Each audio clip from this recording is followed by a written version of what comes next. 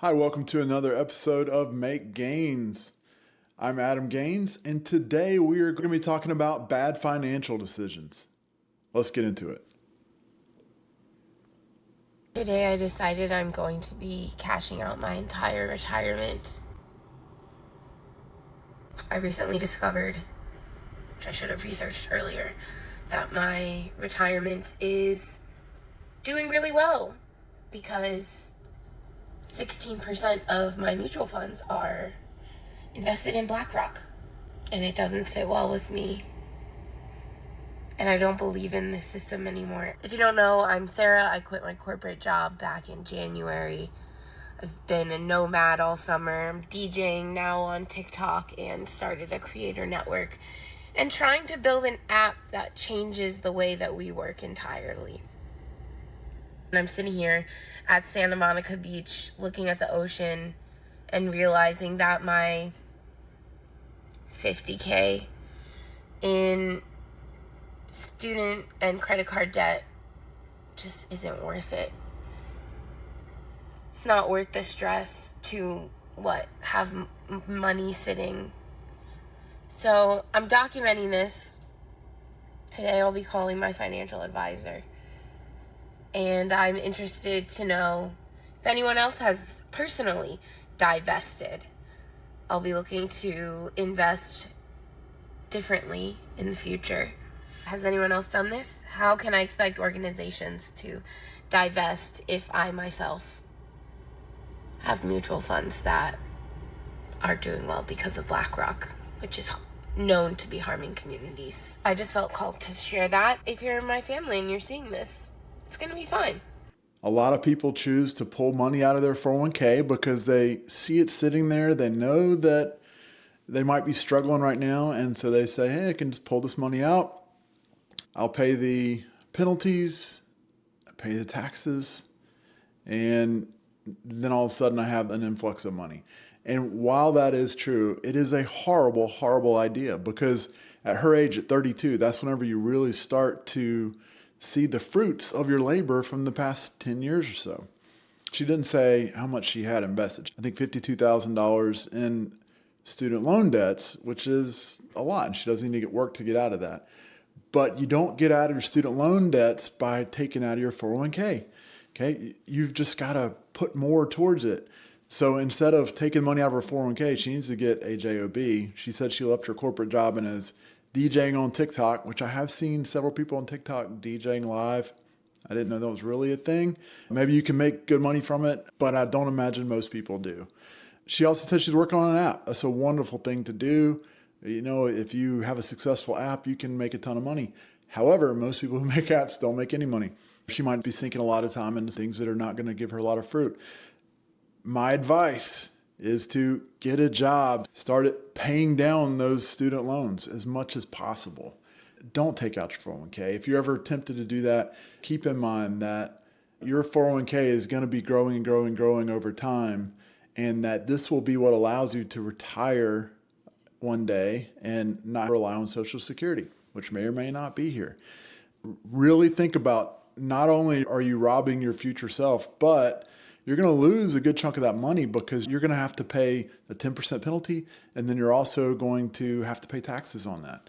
Now, there are some government exceptions to paying the penalty. One of those is financial hardship. So if you're about to be foreclosed on, they will allow you to take money out. Also, if you have some major medical bills that you have to pay, they'll allow you to take money out without penalty. You know, there's a handful of situations. You can Google that. For the most part, in her situation, she's going to pay a penalty and have to pay taxes on all that money. It's really a bad idea. You're better off to do the hard thing right now, buckle down, get a job you don't love, and start paying a lot of extra money towards those student loans. Normally, if you're just making minimum payments, you're going to be paying on them forever. And sometimes they even grow, which is, I don't think that's right. But, if you take out a loan, you got to know that you're going to have to pay off that loan at some point. Jumping into the comments, genuinely the worst thing you could ever do. Don't cash out, just change your investment choice. Now, that's great advice. She said that she has a problem that they're invested in BlackRock. Some of the funds that she has money into within her 401k are invested in BlackRock. If you have a problem with what they're doing in communities, then you can definitely pull that out and put it into something else. You can put it in international. You can put it into bonds. I mean, there's a lot of funds that should be available within your 401k that aren't S&P 500 funds. Take a look at that. Talk to your HR department. They can help you with that. But don't let that be the reason why you pull out your 401k, okay? Because it's a bad reason. Don't touch your retirement. Absolute worst thing you could do. I agree with all of these comments. Let's see. 65-year-old you is going to hate the current you.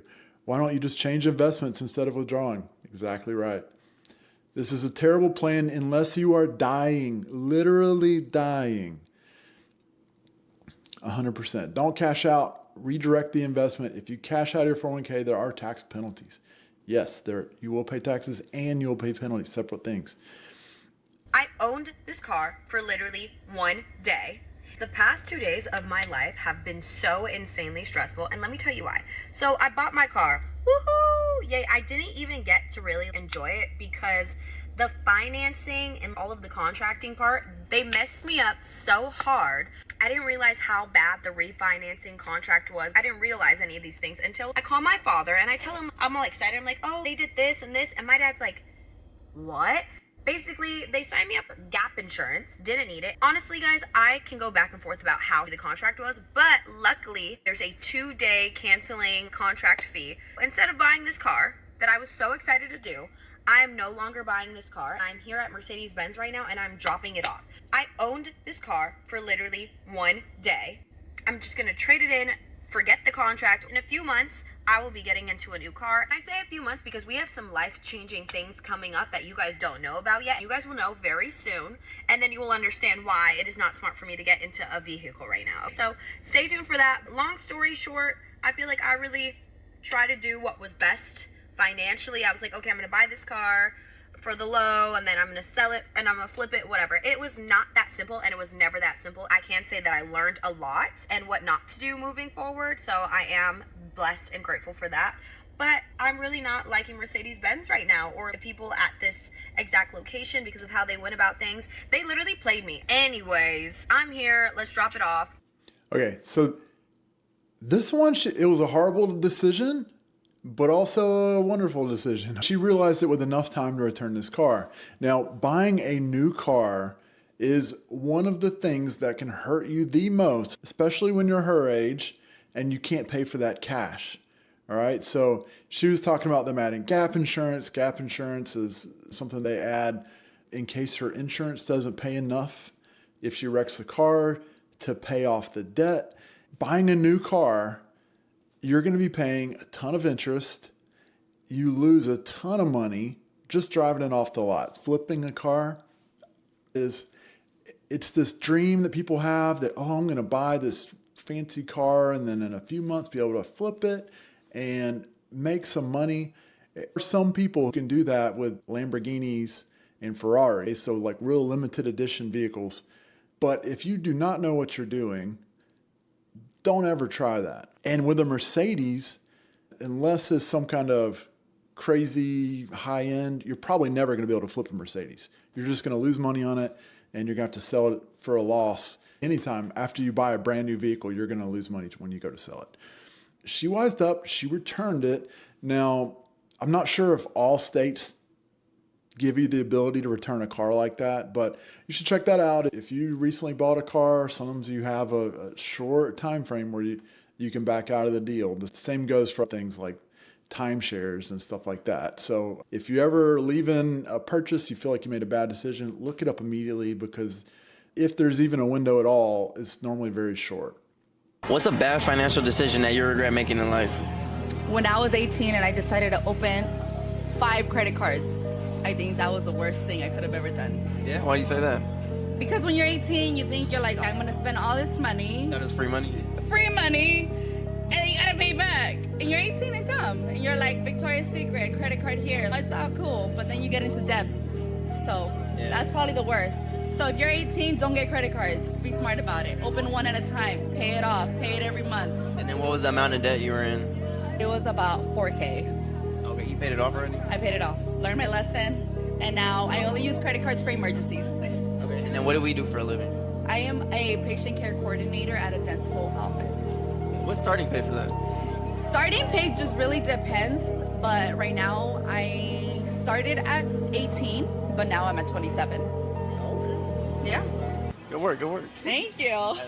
So this is one of the most common financial mistakes that I see people making. Getting a credit card whenever you turn 18, I'll say two things, right? One, it can be helpful if you're trying to build your credit score, but most people do not have the self-control to keep from going, hey, I really want to go out to eat with my friends, so I'm just going to go ahead and put it on the card, and I'll be able to pay the minimum payment and pay it off in a few months. No big deal. But guys, that's where this thing gets out of control, because you do that once and then you do it next week and then you do it again next week. And next thing you know, you are up to your eyeballs in debt. I got my first credit card at a Clemson football game. They were giving away free footballs if you sign up for this credit card, and you get a low introductory rate and all this stuff. And I was like, yeah, what's to lose? So I signed up, got my free football, and guess what? I did exactly what I was just talking about. I went out to eat a few times. I paid for gas in my car whenever I didn't have money. And then years go by and I've got a few more, and then I'm up to $20,000 in credit card debt. And guess what? It was really hard to get out from under that, especially whenever you're not making a lot of money. Avoid that altogether, guys. If you can't pay cash for it, then you can't afford it. That's just the way you need to look at everything except for your home, okay? If you follow Dave Ramsey, he's okay with you getting a loan for a home. However, for everything else, don't get a loan, especially for things like food and gas and stuff at Walmart. It's just not worth it. You don't need it. Wait until you have more money. And if you can't pay cash, then you probably shouldn't be doing it, because that debt is so difficult to get out of. I mean, it took me years to get out of that debt, and I would be much better off now had I not just decided to go a little crazy and spend money that I didn't have and act like I was making more than I was. So really don't fall into that one. That's one of the biggest ones you can make. And if you have kids coming up, talk to them about that, because you need to be in their ear constantly about these bad decisions. You can make a lot of good decisions, but bad decisions will undo those good ones in no time.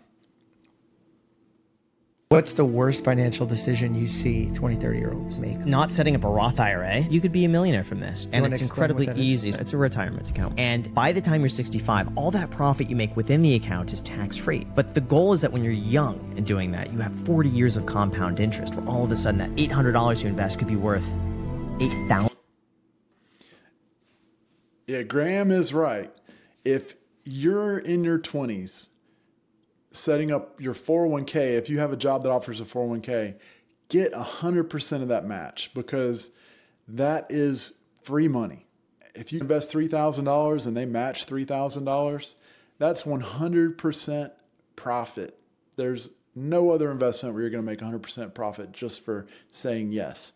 Always take advantage of your 401k. Even if you're in debt, take advantage of that company match. Max that out, because that's 100% increase. It makes sense to take advantage of 100% of that match, even if you're in debt, even if you're in a credit card debt that is costing you 20% interest each month. Don't do anything above that. Take the rest of that money, put it towards paying off debt. But once you're out of debt, start piling into those things. Your Roth IRA, the big deal with Roth is that you're paying taxes on it now, and any growth is tax-free, which is wonderful, okay? 401k, you can either do a regular 401k. Some companies offer a Roth 401k. You can even put in your 401k as a Roth. It's normally not matched as a Roth, but that money that you put in will grow tax-free, which is great. If you can handle that when you're young, do it, because it's going to be a big blessing to you when you get older, and you don't have to pay taxes on that money. So a Roth 401k and Roth IRA grow tax-free. So the more money you can put into that while you're young, the better. Now you are limited. This year it's like $7,500 for a Roth. It normally goes up a little each year, but try to max that out if you can, because that will make a huge difference, especially if you're in your 20s. No matter how old you are, it's a good idea to contribute to that. If you're maxing it out, then that could equal millions of dollars in retirement that is completely tax-free, which would be an awesome thing.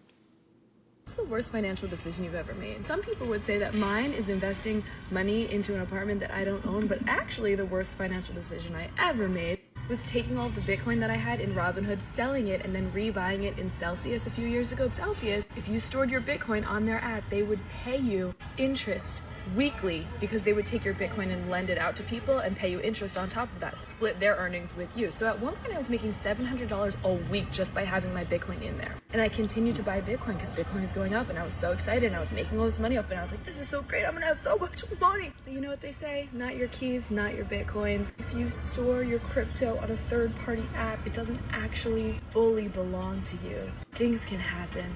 Things can happen, and I knew that things could happen. So anyway, Celsius filed for bankruptcy. They've paused transfers for most people indefinitely. I cannot get my money out. I have more than a full Bitcoin in there. I was so proud of myself when I worked my way up to a full Bitcoin.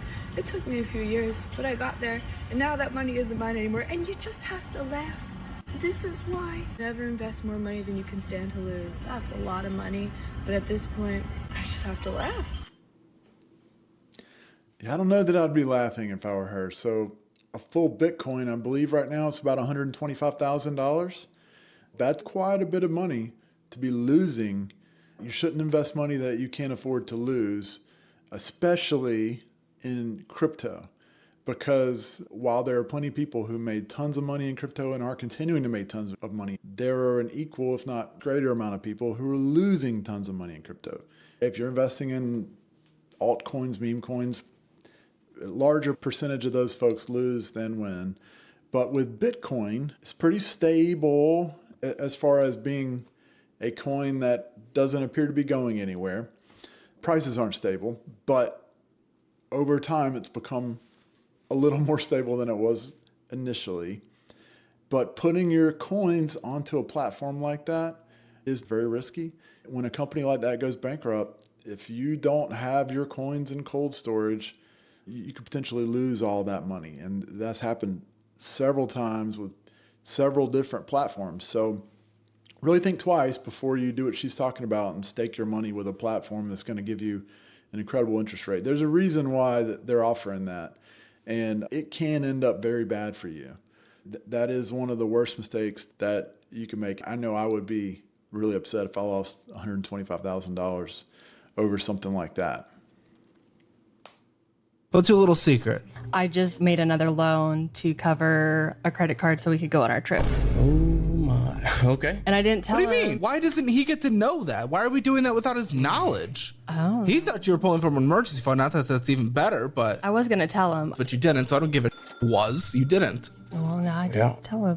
Huh? Yeah, I didn't tell him. Why? Because, I mean, I was going to. But you I didn't. just didn't want him to stress about our trip. But now you're stressing about the trip even though the trip is already done because you borrowed on it and now you have to pay it off. You took out a loan. What kind of loan? Uplift?